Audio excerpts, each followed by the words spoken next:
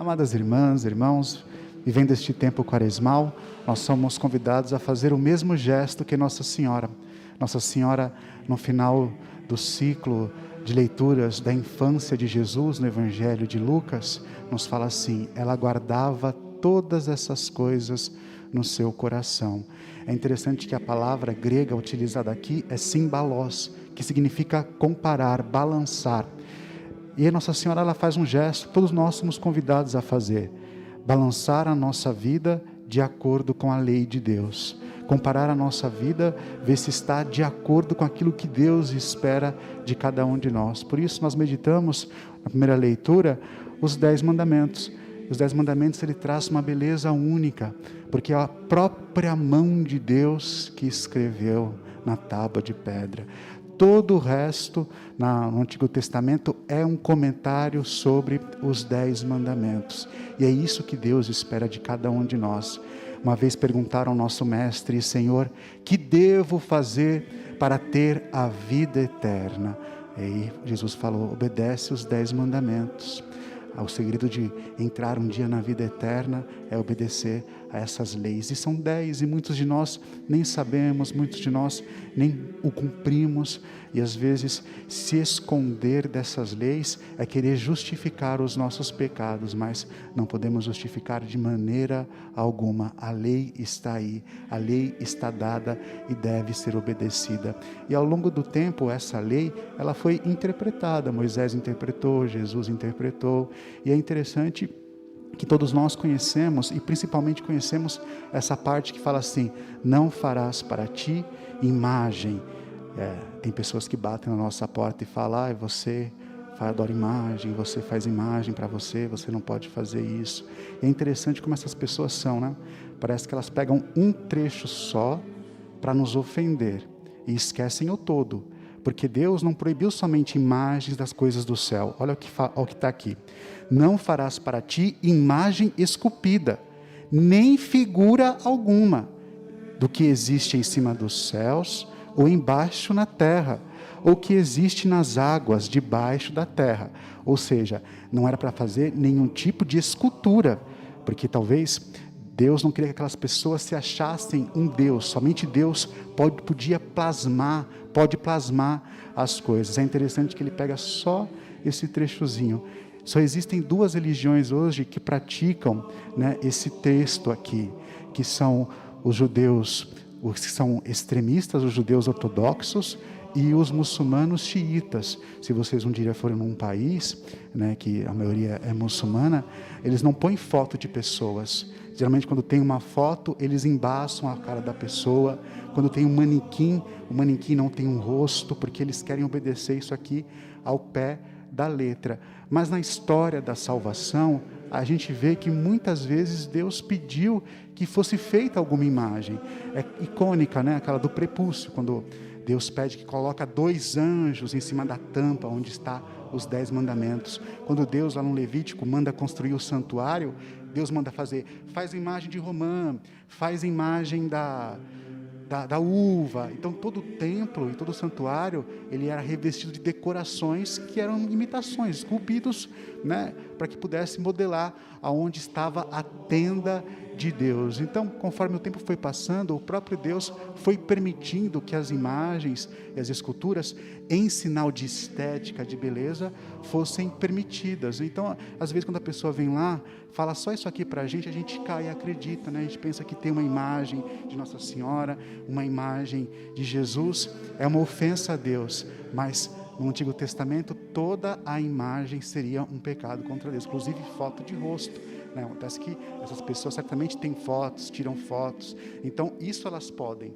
mas fazer imagem elas não podem. Então vocês têm que perceber que existe uma certa malícia nessas pessoas. Mas além disso tudo, né, existe uma cena muito bonita no Novo Testamento, que é quando Paulo ele vai pregar em Atenas. Em Atenas, vocês conhecem, Atenas, o povo grego, tinham vários deuses. Os atenienses tinham medo de esquecer algum deus, de esquecer de louvar esse deus e receber um castigo. Então tinha uma estátua no panteão ao deus desconhecido. E quando Paulo vai pregar para os atenienses, ele fala assim: olha, eu vim falar deste Deus desconhecido, né?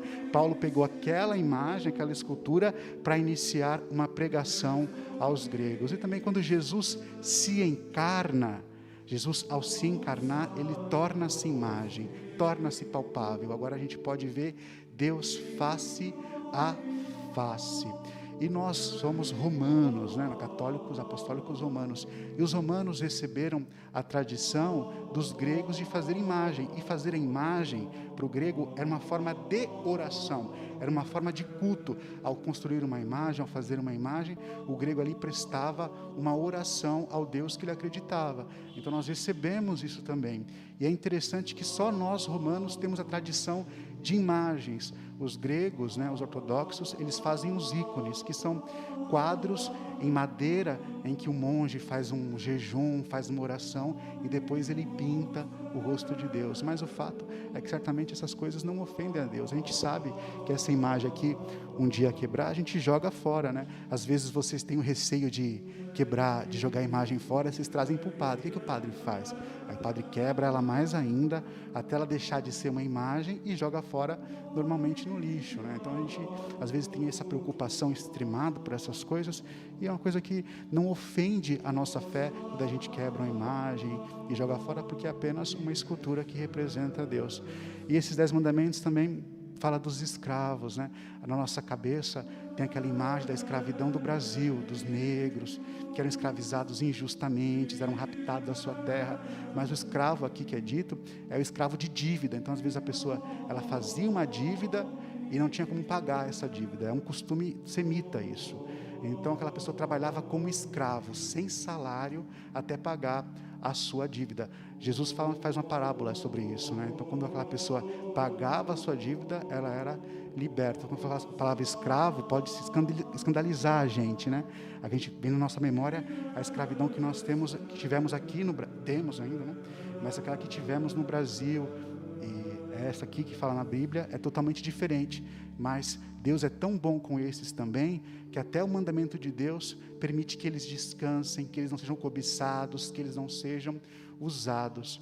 O Evangelho de hoje nos traz uma imagem que a gente pensa que é um Jesus violento, e até a gente usa, né?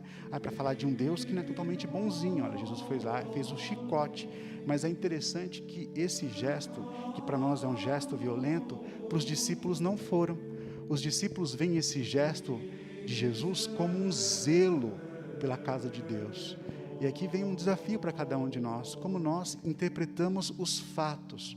Às vezes Jesus nos dá uma aprovação, Jesus nos tira uma pessoa querida, às vezes Jesus permite que nós tenhamos uma doença grave, uma pessoa que nós amamos tenhamos uma doença grave. E qual é a nossa interpretação diante disso? Deus é mau, porque Deus fez isso comigo. Tantas pessoas que merecem, porque Deus permitiu que isso acontecesse comigo. E nós cristãos somos convidados a ser como os discípulos, tentar achar diante dos fatos uma interpretação positiva. Então você vê o seu mestre, o seu Senhor, que fala de paz, de amor, de perdão, de dar tapa na cara com o chicote, expulsando os vendilhões do templo. Você imagina uma cena violenta, mas os discípulos viram o quê? Olha como nosso Senhor ama a casa do Pai, que é a casa dele. E Jesus tem um amor extremo pelo templo. Às vezes a gente coloca uma contraposição do antigo com o novo, né? E na verdade não existe uma contraposição, existe uma continuidade. Jesus aqui, ele faz uma purificação do templo de Deus, porque ele ama esta casa. No Evangelho de João, Jesus vai 5 vezes a Jerusalém celebrar as festas do seu Pai. E essa palavra, né, o Salmo 69, é um salmo que fala da traição, né, que o Senhor permitiu que as pessoas, que o salmista fala que ele foi traído, que as pessoas que ele amava o deixou de seguir. E Jesus, ao falar, né, os discípulos, ao lembrar desse salmo, lembra também a traição que nós cometemos com o nosso Deus. Ao lembrar do Salmo 69, dessa posição da pessoa que foi traída, lembramos do nosso Deus, que muitas vezes nós o traímos, deixamos de lado, e vem a figura de Judas. E Judas não é somente aquela figura do passado, mas cada um de nós também repetimos os mesmos gestos de Judas quando traímos ao nosso Senhor. Então, amados irmãos irmãos e irmãs, que essas leituras de hoje nos deem um amor pela casa do Pai, que aqui é lugar de escutar a palavra de Deus, de ter um encontro com o nosso Deus, que a gente possa ter um amor profundo aos 10 mandamentos.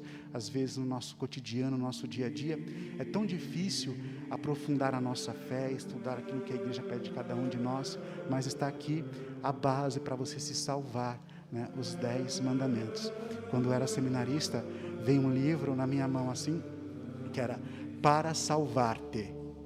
E aí você abria o livro, tinha os 10 mandamentos. Então é a única coisa, se você ainda não sabe, tenta essa semana rezar em cima, pegar o trecho, ver na internet os 10 mandamentos segundo o catolicismo, medita isso e tenta aplicar na sua vida aquilo que Deus pede para cada um de vocês, assim a gente poder dar uma resposta verdadeira e sincera ao nosso Deus. Louvado seja nosso Senhor Jesus Cristo.